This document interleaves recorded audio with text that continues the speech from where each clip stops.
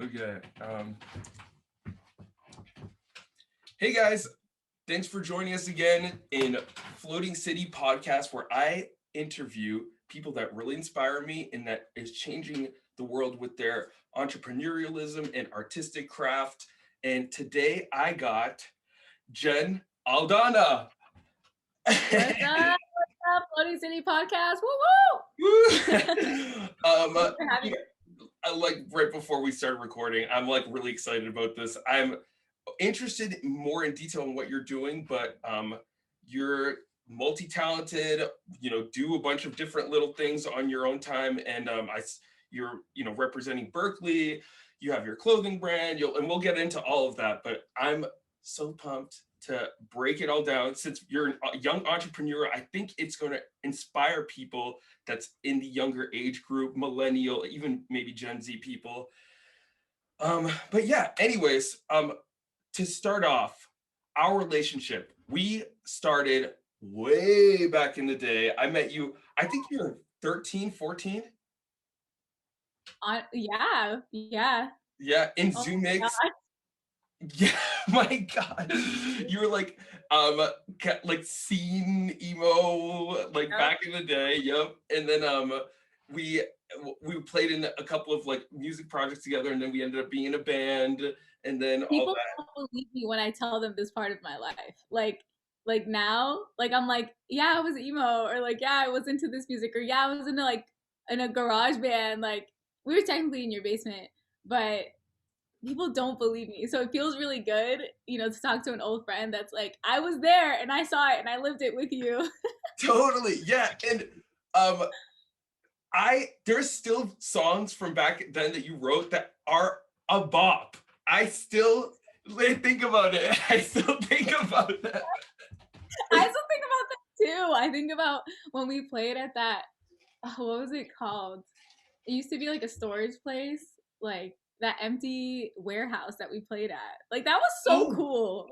oh yeah, dude. And it was a huge, super tall, really bad acoustics. My mom Yeah, started a mosh. Well, she like joined in a mosh pit. Oh Madeline was there yes. from Oh Zoom. my God. How did Madeline I was forget? there. Like, yeah, we That did some was. cool stuff. We I recorded mean, some songs on our MySpace page. Like we were killing it back in the day.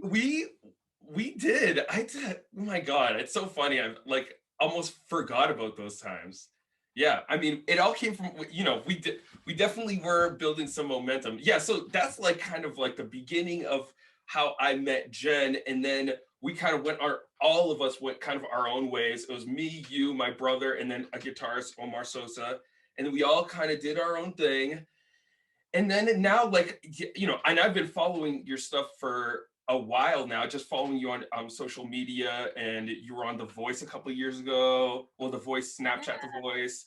And that's when right. I really turned my head again. I was like, whoa, whoa, whoa, whoa, whoa, whoa, whoa, whoa, whoa. What is this? And then I just been really following you since then, and you got a bunch of projects going. But kind of, so your main thing is you are a worship leader, right? Or would you I call that your wouldn't. main thing? Yeah, I don't even know if I would call it the main thing. I guess it's thinking about it, it's a big part of why I'm in Boston. So I would say that. Um, and I think so 5 years ago I had graduated from college and is that 6 years ago now? That's crazy. Um, and I was debating moving to Nashville, Tennessee. That was my original plan. And so my pastor had approached me and was like, "Hey, I want you to, consider staying and helping start a church and be a worship leader, all that." So that's why I ended up.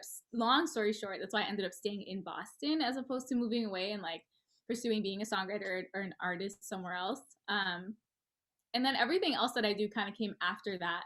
So definitely being in Boston that's a big reason why, and this is where I refound community because all the friends that people I was friends with kind of like moved away, and I just like changed friends groups, and but yeah, it's a big reason why I'm here. And so the brand and the music, all that stuff kind of came after, but it's been a really cool journey.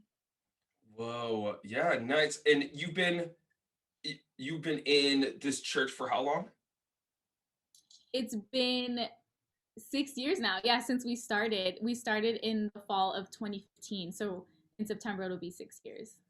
Whoa. And We started with like 50. Sorry, go ahead. no, no, no, go for it. We started with like 50 people, like this, the founding group. Um, and my pastor Zenza Matoga, he's known in Boston for like he used to do something called United Night Worship and would just like bring together a bunch of different churches um, as like one group. There's a lot of divide in the church as well, and so um, I known him from afar, and I love the stuff that he'd done, and I'd seen him help a lot of people. And there was one of the biggest events that I went to was at Agganis Arena, which is an arena in Boston. Um, the place was like filled up, and I was like, wow, like I would love to work with this guy one day. And now I've been at his church for a long time, and it was only honestly the best decision I made. It's just a really healthy community, and like um, I don't know what would have happened to me if I would have moved somewhere where I didn't know anybody and I would have started over. Like I don't think I would have been as happy as I am now, even though I had to start over in a place that I had grown up in. Um, but yeah, some of my best friends are there now, and um, it feels really good to have mentorship with my pastors and like other leaders in the church. And I think that's a big reason as to why I've been, healthy enough to function as a creative and all the other things that I do because I have kind of like a home base. And of course, my family lives here as well. Totally. So you have like this constant that you're always doing. And I mean, you're doing music there. So that's like you're performing. And I mean, yeah, I mean, doing performing music at church is still performing. So yeah. Right, right. Yeah, Dang. so every Sunday, um, yeah, so every Sunday, like we're serving, we're at a middle school auditorium, we like set everything up um, from scratch every Sunday. So we're in there at 7, we leave around like, we used to do 3 services, so we leave around like 3, but now we're leaving around 1 because we do like online services now. And um, but it's a big commitment, but it's just been so fun when you do it with people that you love and you love what you do. Like it's so worth it. Nice. That is really cool. I kind of the opposite. I like moved out and started from scratch in, I kind of did what you said you didn't do. Everything comes with its own lessons for sure. I think that was, very needed for me in my time. So like, but I think that it is really healthy for people to have a constant because I definitely could tell my creativity was stunted when you're like in survival mode, you know what I mean? Um Mm-hmm. there is something that comes with that. But yeah, dude, so how has your personal music stuff been played a like how did that play a part in all of this? Have you been working on your own stuff on the side that whole time? Yeah, the whole time I was working on music, that was always the goal. Like I was like, right after school, I right away was like, cool, I just want to work on music. I just want to work on my next project. And um, I had I was looking for a producer. I knew that was my first step. I was like, I want to work with somebody who like really gets my sound and um, can really help me figure that out. I had read an interview with the artist Lord um, and her producer Joel Little, and that's kind of what they did. She, shopped her. So Sony Music had picked her up, and they linked Joel Little and Lord together, and then they had cultivated on working her sound for, I'm gonna say like 2 to 3 years, which is a really long time, right? If you're thinking in like in terms of in the music world. And Yeah. but when she came out, with her EPs, like she just blew up. And I think a big reason of that was because she had collaborated so well with her producer and they had learned each other and she'd, been able to communicate her sound. And I literally just wanted to do that same thing. I was like, cool, I'm just gonna find a producer who wants to do this whole Lord Joel Little thing. Mm-hmm. And so I did, and his name is Danny Godwin, and he was the first producer I had contacted. We'd gone to school together and had a class together.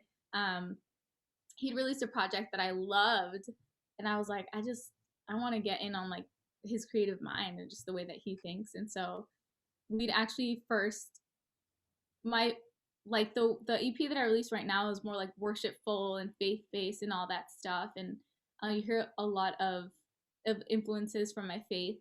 Um, but originally that wasn't the plan. Originally we'd done sort of like singer-songwriter kind of folk music, and so I was leaning in that direction, and then I was also leaning in direction of like this dark pop alternative like feel, and then at one point I was even like, oh, I really want to go in this direction, like let's do this. And then I just wasn't feeling like peace about it. Like I really was just like, something was just telling me like this wasn't it, at least for that season.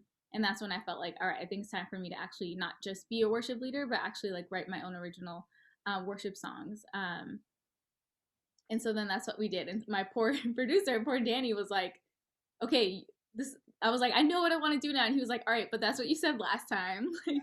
Like I. Then I was like, nah, this is really it. Like for real, for real. Like I'm gonna go all the way to the end with this one. So I'm glad that he gave me another chance. And so the project was just released last month. It's called Trusting You, and it feels really good to finally get it out there. Dude, the whole thing is really good. I listened to all of it.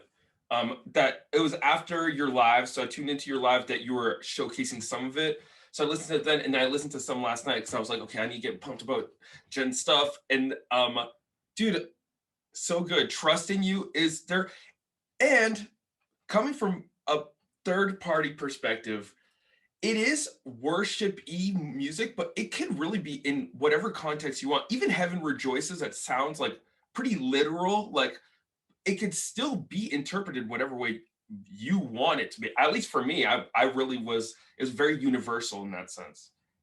I love that, and that's kind of what I wanted. I was like, when I was going in this direction, I love people so much, and like I always have, and I really kind of feared the separation that would happen, and which is a big reason why I started WunderBrand, and I'm sure we'll get into that. But I like I love the church, and I love my faith, and obviously I love serving like my God, and but sometimes there comes this separation with people that feel like because you believe this, like, oh, we can't be friends, or we can't, commune, or and so I kind of feared that separation with going in this direction, and I really wanted this project to just be good music, whether we have the same faith or not. Like I wanted anybody to be able to listen to it and at least be like, all right, I'm digging this track, or like this vibe, or like, you know what I mean? So Yeah. we worked really hard on making sure that the music was even just pleasing to the ear, not just like that the lyrics are just worshipful and cool. We were super intentional about the whole vibe all around. It is very, very modern. Very, I so loved it. There was one track. I don't. It's not from the EP. I don't think it's the medley that you did. In the, Yes. is it from the EP? Yeah, that's on the EP. Oh, then I'm. Oh my To come god. away with. Yeah. Oh, dude, that is my favorite. My favorite. Yeah. I was bumping it. I have a Bluetooth speaker. I was bumping it in the shower, and I was like almost crying in the shower. I was like, this is too much. This is good. Good, good. I loved it. So anyone that's watching this specifically, go at least listen to that. Listen to the whole EP, but it's on Spotify, right? Yeah, Apple Music, iTunes, Spotify, And Amazon, all of it. you're on Tidal as well. I get Tidal because of my cell phone plan, so it's free. But it's like, Beyonce and Jay-Z's like platform. It's on Tidal as Yeah. well. So not everyone used it, but um, dude, yeah, I was. Specifically, like I remember back in the day, I don't know if the song had come out around then, but I know you love that song. Or that song reminds me of you. There's something in my memory of "Come Away with Me" with you, right? Like, don't you like that song? Or like, we would talk about it. I forget. I don't. I don't remember ever hearing that song before. Truthfully. Oh, really? Okay, then. Yeah, but it was. Yeah, it's very good. You know the Nora Jones. It's Nora Jones. I know. Yeah. I wish I could vibe with you on it, but I really I did not. I don't remember ever listening to. Maybe you showed me it before, maybe, and I just forgot. But Okay. but yeah, dude. I'm so glad you like that song. Huh? Yeah, that was a risk for me because And it's sort of like, so that song specifically, you know, I took a non-worship song, "Come Away with Me" by Nora Jones, and mixed it with the song that is written as a worship song called "Come Away" by Jesus Culture. And that was one of the first ideas actually for the project. Because again, I was like, cool, I'm cool with doing this, but again, I got to put me in it. Like, I don't want to stifle my creativity. Like, I feel like God is in everything, and like in everything we do and everywhere we look, like we see God's creation and God's beauty. And so I was like, let me take a non-worship song and put a worship song, and it's just like you can hear it and you can feel it even in a song that wasn't written about God, and because God's in music. So that's just my perspective around it and sort of my idea around it. And also I was like, ooh, this might like ruffle some people's feathers, especially in the faith community who are really legalistic. And I was like, but that's me, and that's how I interpret like my faith, and I have a right to express that. Yes, dude. And you are, that is very you as well. Like you take the stuff that you see around you and you make it into you. Because there's like, Mhm. for example, like WunderBrand. We will get into that later, but your clothing brand, it's your aesthetic. Well, it's a aesthetic, but it's like it's still you. You know what I mean? Like you wore this before, you know, well, and yeah, you wore this before and it was you made it yourself. You take things and even though it is like worship music or it is like and it's like you make it Jen. That's what I love. Mhm. Yeah, I try to be true to myself, and I think, you know, art, and I think you as a multi-talented person can attest to this as well, where, you know, everything we do as artists represents a piece of who we are. And the beauty of art is that we can use different forms of art to express that. And I felt like, okay, in music, I'm exploring this aspect of music right now, but I was kind of like, but there's so much more I want to do. And I don't know, yeah, if you had any other questions, but Don't like go into it. about the music, yeah, like there was actually a person last year, right before the pandemic hit, that told me it was who was like, I think you're hiding. He was just, he straight up called me out and was like you're hiding behind the musician title. Like there's so much more to who you are.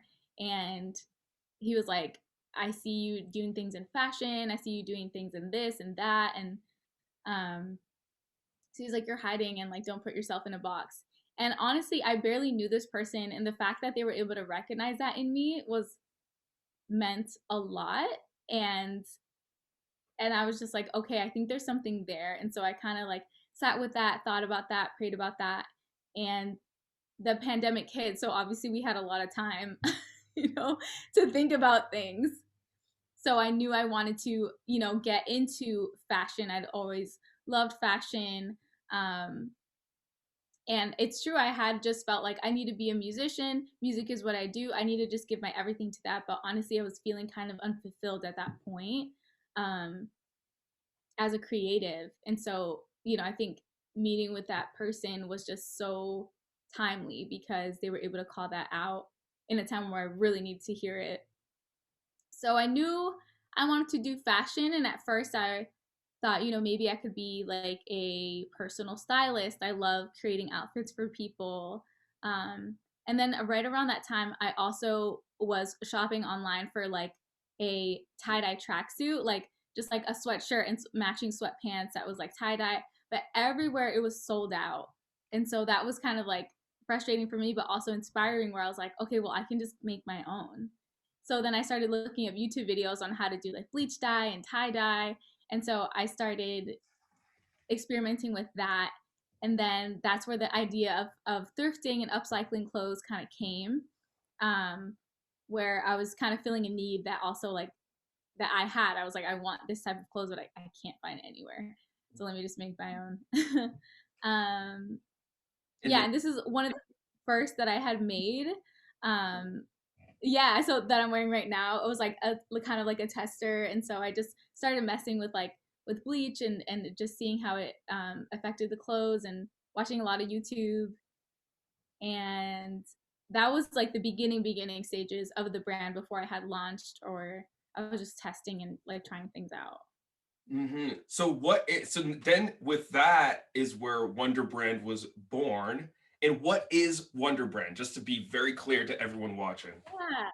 So WunderBrand is an upcycling and thrift brand, and the whole vision behind it is basically me taking on this creative project and hoping that it'll inspire you and fill you with wonder to follow whatever dream you have, whether that is in a creative sphere or whether that is in business or whether that is in being a mom or dad or like whatever it is that you do with your life. And um, so it's to inspire people, it's to give people an option to shop in a way that they feel comfortable.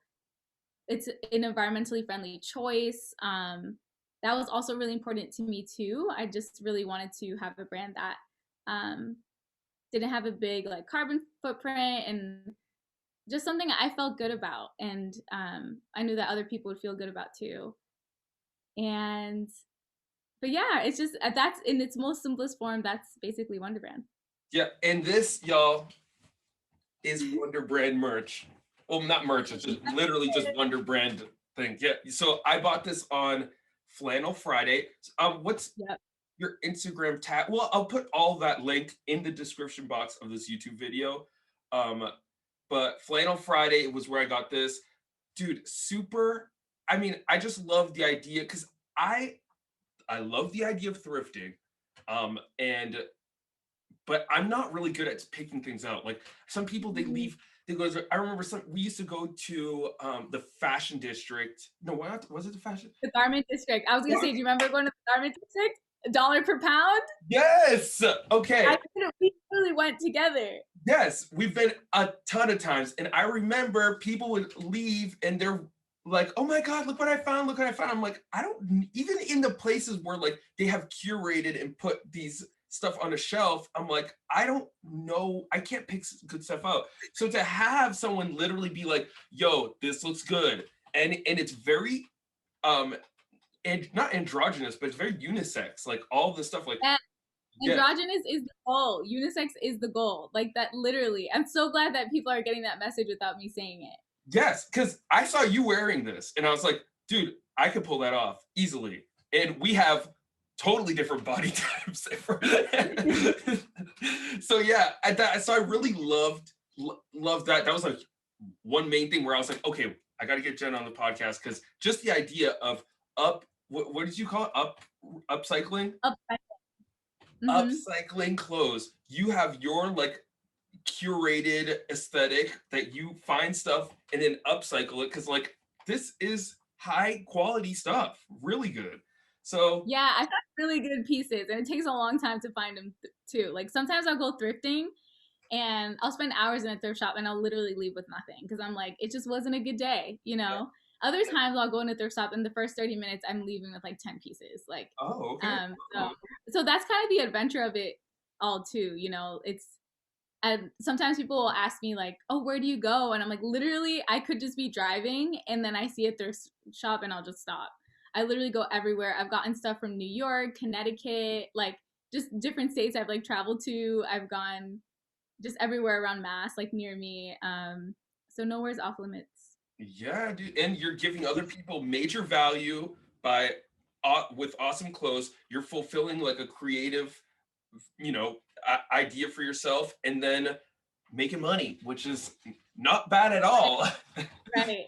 And I want to go back to the androgynous thing you were talking about and unisex, like all that's super important to me too, because as a female, you know, and especially as a Latina, like growing up, there was always this, you know, pressure to look and act a certain way. And as you know, I was super emo, side bangs, like um, you know, skulls everywhere. Like you saw me in that time of my life. And so since a very young age, I'd always explored fashion and kind of pushed the boundaries and would wear tutus to school and wear rain boots when it wasn't raining. And people would be like, it's not raining. And I'm like, I don't care. Just like always kind of pushing the boundary. And that never left me, you know, no matter what, like that's still in there. Sort of, you can call it like that rebellious side or whatever. Just, but this desire to express myself in fashion and in music has never left. And um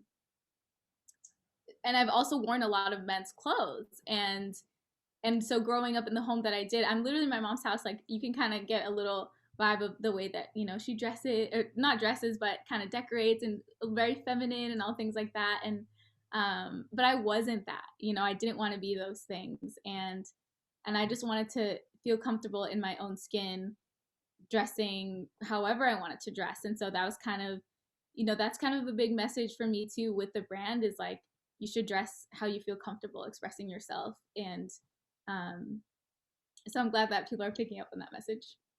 Yes, for sure. And yeah, I remember, and it's so, I'm learning this over the years. Like, it's so important to have a sense of style, some sort of aesthetic, even if it's not super colorful and like taking a bunch of risks. Like, I remember even when I was younger, I was like, you know, I remember my brother would be like, oh, I want a style. And I'd be like, oh, God, why would you say that? And you'd be like, dude, it's so important. And at a young age, I never got it, but I'm realizing how important it is. It's just, it comes back to like to having a sense of self, like having a understanding who you are. Because if you're just picking Yeah. out random clothes, and you know, it's not real, it's not about what the world sees you as, and then at the same time it is, but it's how you see yourself and how you're, yes, putting yourself out there. So good. You Yeah, said it right there. What I love about fashion is that it's a way for you, yeah, you're sending a message. And even that what you're talking about of like going, just picking out things without thinking about it. Somebody has made that decision for you, though. Somebody made the decision to put that, no matter what store you're at, that was a curated piece. So you're still being influenced by another person. But when you're more conscious of the choice that you're making and why you're making it, you're able to connect with yourself. And fashion for me is that deep, you know, like, you know, I could be wearing, you know, a hoodie and a beanie today, and I feel this makes me feel like me today, but tomorrow I might want to put on some heels and wear a dress, and like that is okay.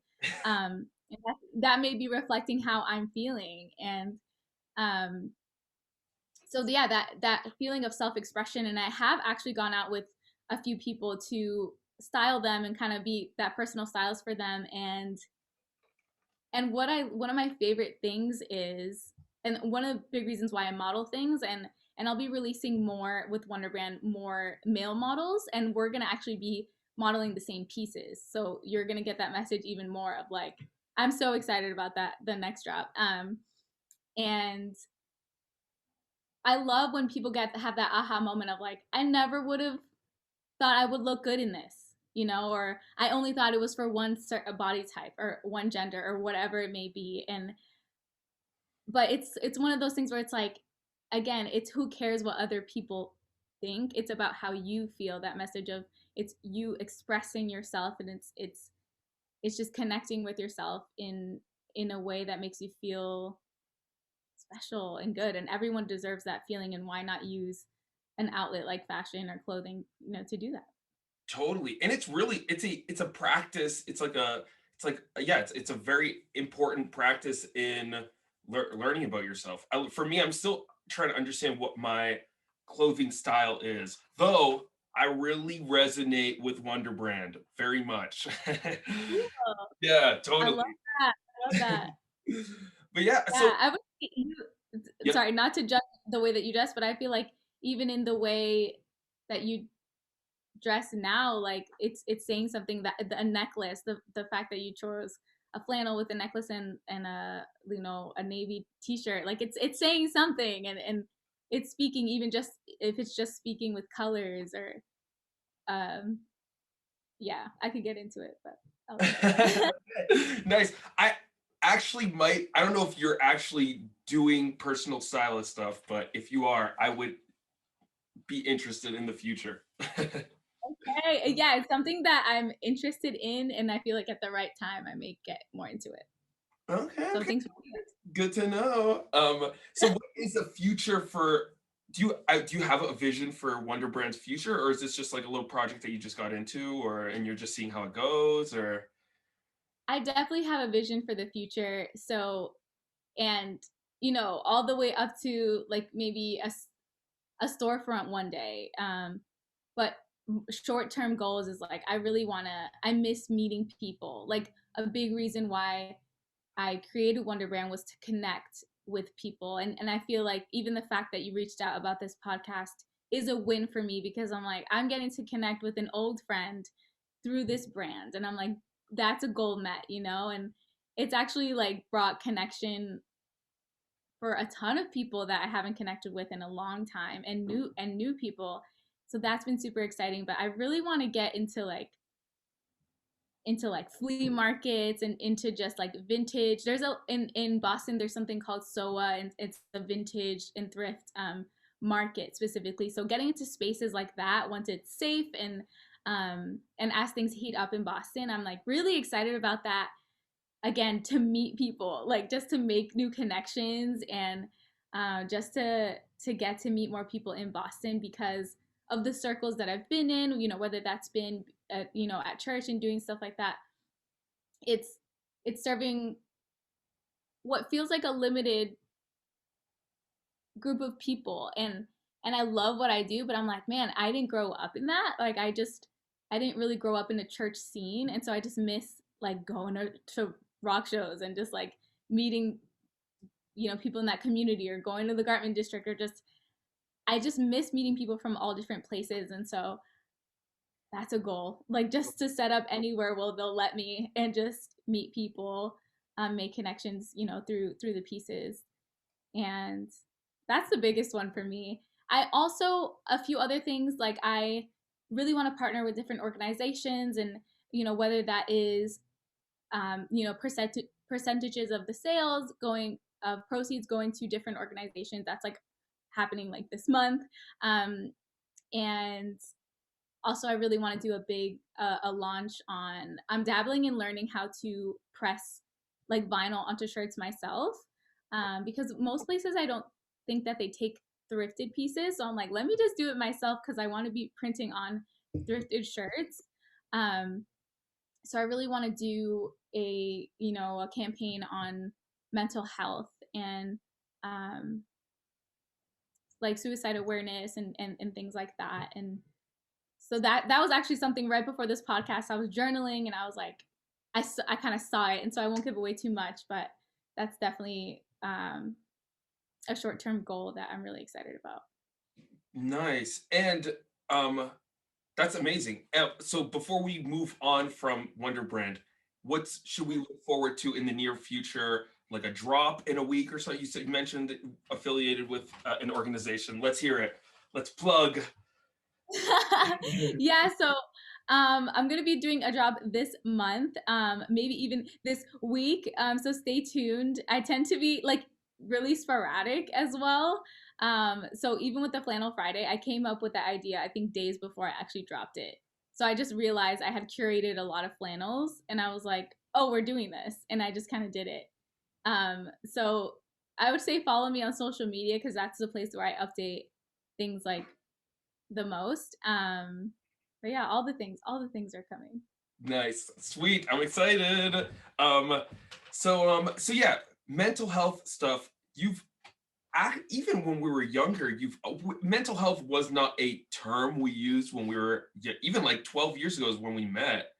And but you've always spoken about your struggles with mental health, mental health conflicts and issues growing up and all that. And yeah, I would love to hear a little more. Like, how have you been dealing with your mental health? Because it seems like you are in a better place now. And yeah, it's always a weird question to ask. I'm like, how is your I'm not asking how your mental health is. Like, what do you do, and like how did you navigate that growing up, and the struggles that you had? I love this question because I feel like we don't ask each other this enough.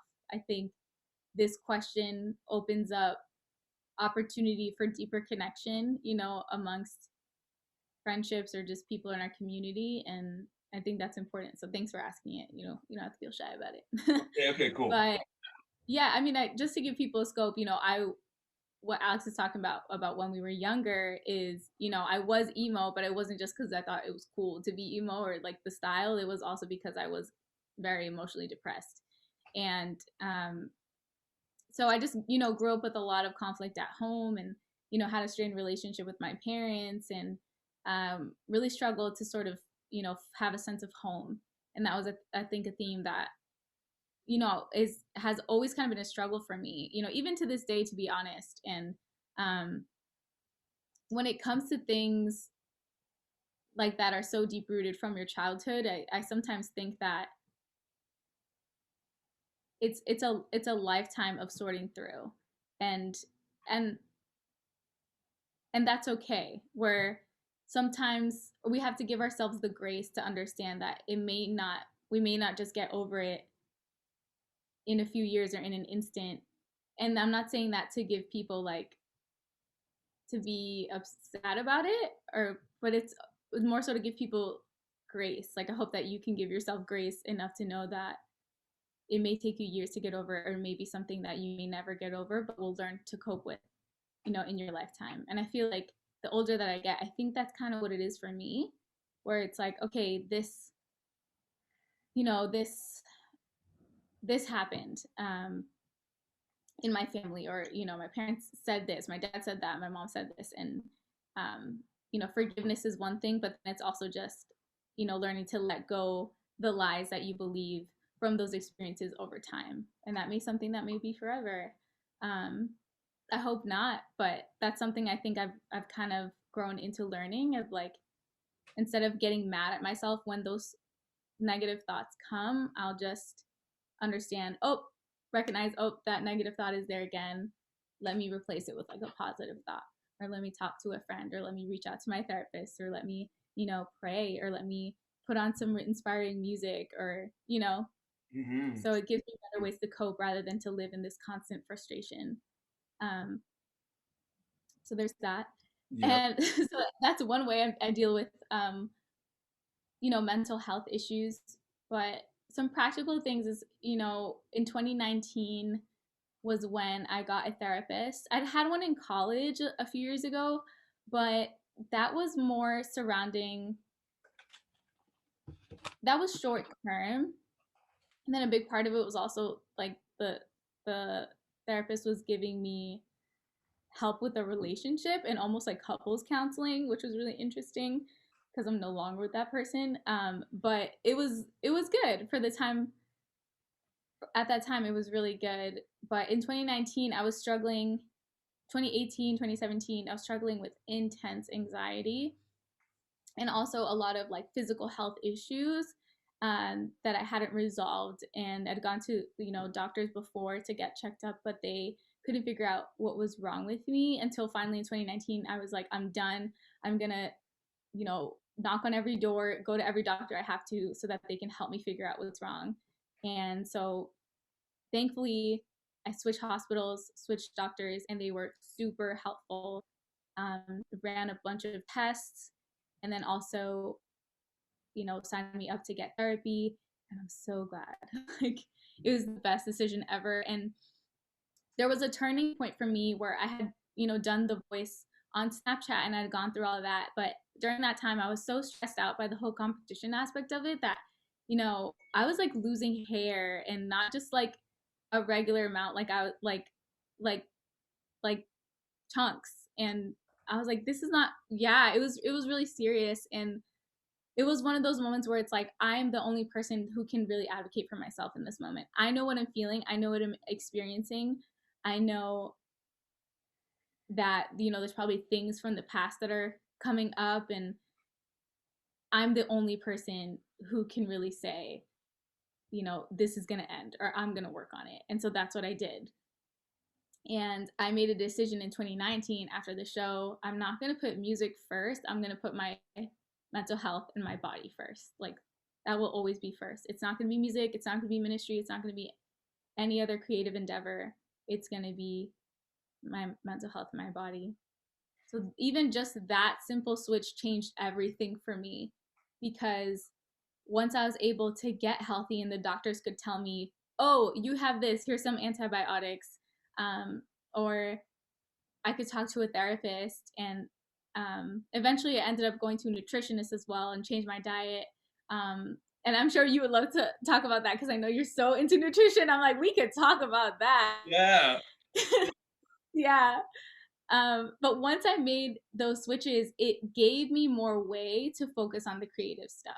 Like it gave me more way to live my life in a way that felt healthy enough that even as I was going to therapy, even as I'm currently in different, trauma groups of learning how to cope with trauma, and even as I'm, sorting through whatever, I can still be creative, and I still have enough headspace and peace to be able to function as a creative, or to be on social media, or to be releasing music and all of that. So I don't think, if I didn't make that decision in 2019, that I'd be doing everything that I'm doing right now. Um, Whoa. yeah. That's powerful. And I mean, before you said before you were putting your projects before yourself and you weren't getting where you wanted to. And then when you put yourself first, that's when everything started cascading forward. Amazing. Diet. What shift did you make? Or how are you eating before and how did you get to here? And what shift So, did you make? so yeah, so I guess I'm not, in the beginning. I carried a lot of shame around what they found. So I had something called H. pylori, Mm-hmm. and it's basically like a bacteria that eats your stomach lining. So I had that untreated for at least like 6 or 7 years, which is a really long time. What? So after, right, yeah. So after every meal, I would literally feel sick. Whoa. It was horrible. Like I felt, and it, which would make me really anxious. Um, like I dreaded eating, and I love food, but Yeah. I never knew what the trigger was gonna be after every meal. And so I started going to the, I don't know if I'm saying this right, but the gastroenterologist, and they would, the only thing they told me was like try the elimination diet, which would have taken forever for me to find out what I could and couldn't eat. So that was kind of frustrating too. Um, because after the antibiotics, I was feeling better, but still not 100% because it had already messed so much with, my stomach at that point. So I ended up going to a nutritionist that my mom had gone to, and she's a holistic nutritionist, and so she goes a lot off of like energy, and it was really cool. Do you know? Is this like ringing bells? You're like, Oh yeah, of okay, course. We love holistic nutrition on this channel. yes, this is all you, Alex. So Yeah. honestly, eating with her was like game changer for me. So she would put different types of like, I mean, you'd probably know more, but it's like, I'm gonna say oils or things that represented different types of food on my stomach, and then depending on how I would respond energy wise, she would tell me whether my body liked it or didn't like it, or could digest it or had trouble digesting it. So I found out things like one of my favorite foods, corn, really bad. So for me at least, Yeah. and I had to take corn out of my diet. I was eating corn every single day. My favorite food, corn, tortilla chips, like tortillas, all of it. Like I would eat it almost every single day. And so I had to take that out of my diet. Chlorine. I was drinking tap water because I think it's ridiculous I have to buy water. And so I was drinking tap water. So she noticed chlorine. She was like, there's a ton of chlorine in that. You got to get a water filter. So I got invested in that. Then fish. She told me to take fish out of my diet. She told me to take out, um, I noticed that red meat affected me a lot too. So I personally took out red meat. And then caffeine. I still drink coffee. I feel like that's the one thing where I've like kind of been lenient with myself about it. Yeah, I love Me coffee. too. I'm a true Colombian. I love coffee. And then I forget what the other thing was, but there was just so much. Like my life changed after making those switches. Oh, and like dairy. Um, yeah. So she told me to cut out like not necessarily all dairy, but just like heavy like cheese and stuff like that. But I started seeing a switch almost instantly, and then she also gave me like natural supplements. So after taking the supplements and cutting those things out, the next time I came to her, I literally was crying because I was so grateful. Because I was like, I feel normal. I was like, this is what people feel like when they have a meal. They aren't in excruciating pain or they aren't super anxious. She told me my body was functioning at the level of a 55-year-old. Holy crap. That's But that's how bad it was. intense. Whoa. So So diet mix is so important. so important. So mix that with the pressures of being on a competition with, you know, emotional anxiety. It was just anxiety from all angles. And so it was just killing me inside. God. Dude, I'm happy for your healing. And healing is like a long-term process. It's like a lifelong thing. Right.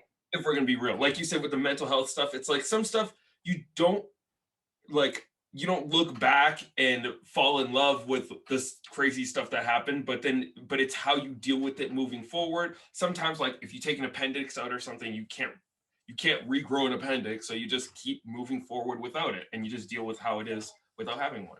Which is When you always are. yes, which is fine. It's not a bad thing at all. It's okay. If anything, it's actually good to know and to move forward with that. Dude, Yeah. I love your journey. I don't want we're approaching at the time that you said yeah, your time Yeah, here with us. we got a few minutes. Yeah, yeah, okay, sweet. Yeah, dude, I'm excited. So your journey's been a journey of healing, it's been a journey of creativity and learning about yourself, and I am so glad to hear. I mean, honestly, I didn't want to say too much, but there's a lot of stuff that we did.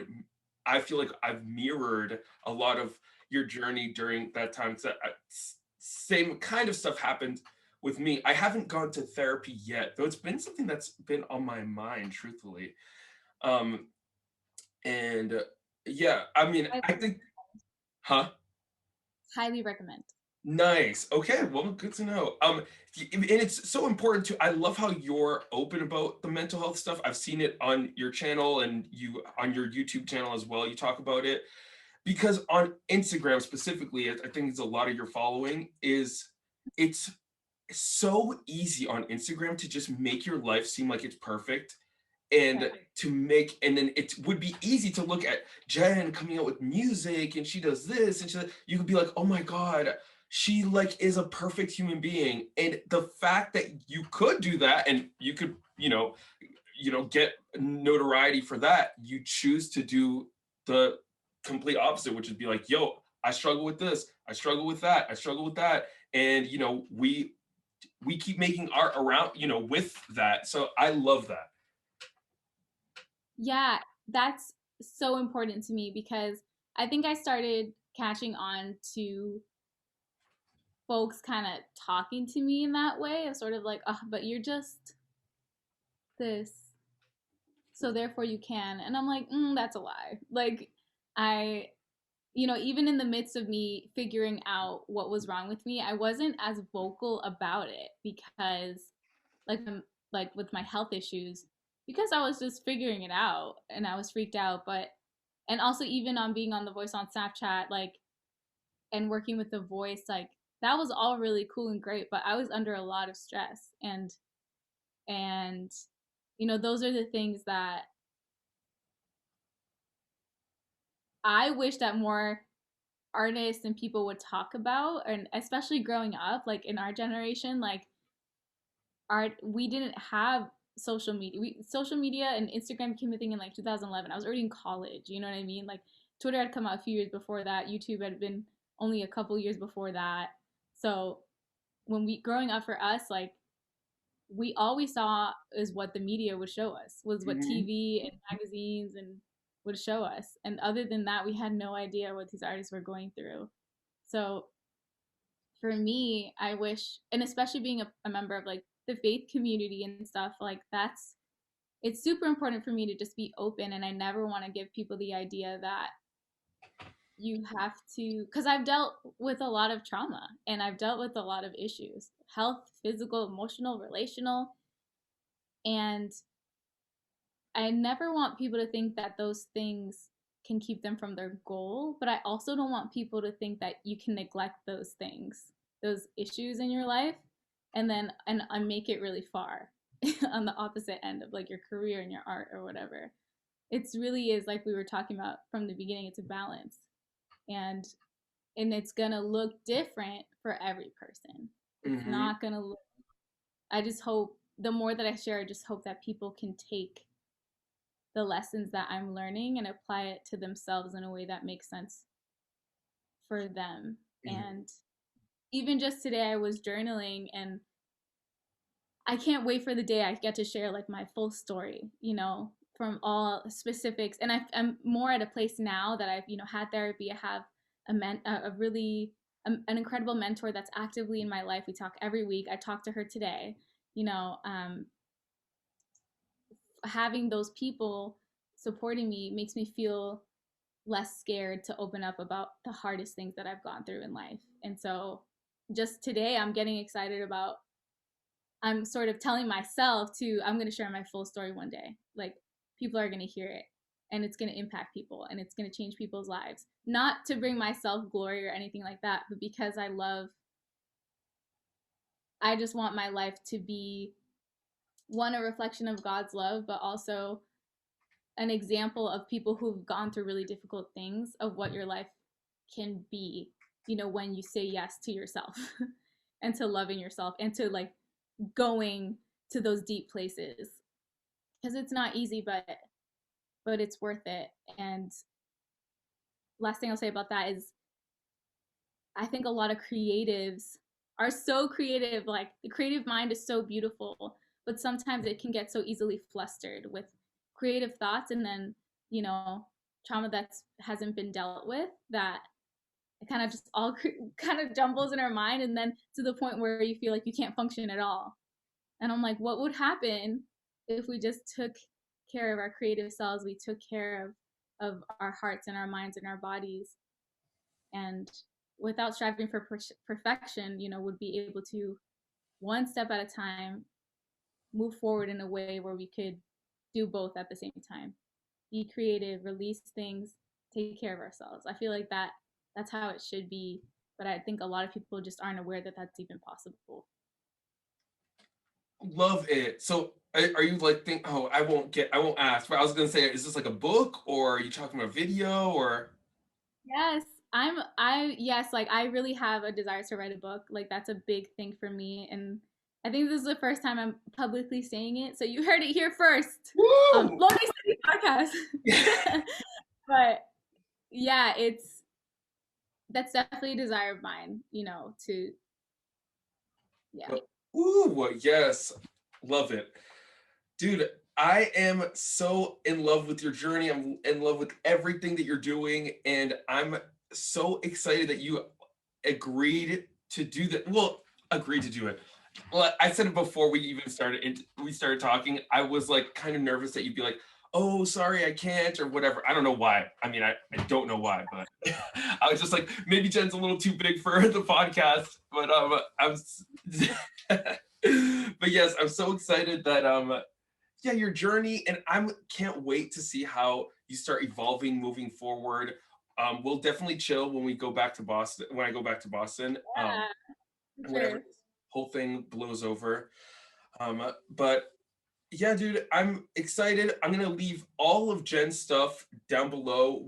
I'll leave WunderBrand. Do you have a website for WunderBrand? Not yet. It's coming. Okay, Instagram. I'll leave the Instagram, your personal stuff, link for Spotify. Please, y'all, check out Jen's EP. It is it.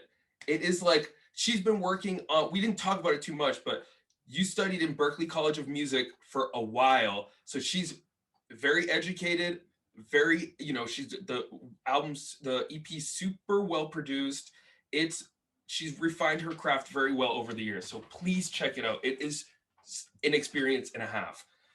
Um, Thank okay, you. and but so just one last thing: advice for a young artist, woman, guy, anything. What Yeah. is your one advice for that's young, that's just starting off their journey, and that that you feel like you wanted to hear when you were younger and you didn't hear it. Yeah, I think the first thing that comes to mind for me is to embrace every moment, like to embrace the journey. And if you're a creative, you know, no matter how old you are, younger, older, in between, whatever you consider yourself, if you want to start something, I think just start it, because even if you don't really know where you're going, you know, you'll figure it out along the way. And it's cliche, but it's true. You know, that first step is really the hardest one to take. So take it, trust your gut, and have fun. That's a really big one that I've told myself a lot, is like, let's just have fun like throughout the process, you know? Like we're so serious about things all the time. I'm like, what if? And like, I know I can be like that. So one new thing that I've tried to introduce a lot in my life the past few years is like, just have fun. Remember to have fun. Yes. Every part of it, you know? Totally. Sweet. Well, I'm sure there's going to be a lot of people that's going to learn a lot from this, from you, but then also the lessons that you've learned, they're going to resonate a lot with. But yeah, thank you again, Jen. Thanks for everyone watching. And yeah, check out all of her stuff down below, because I'm sure you'll like at least one thing out of everything that she's been working on. Anyways, thank you so much, guys. And yeah, can't wait for the next podcast.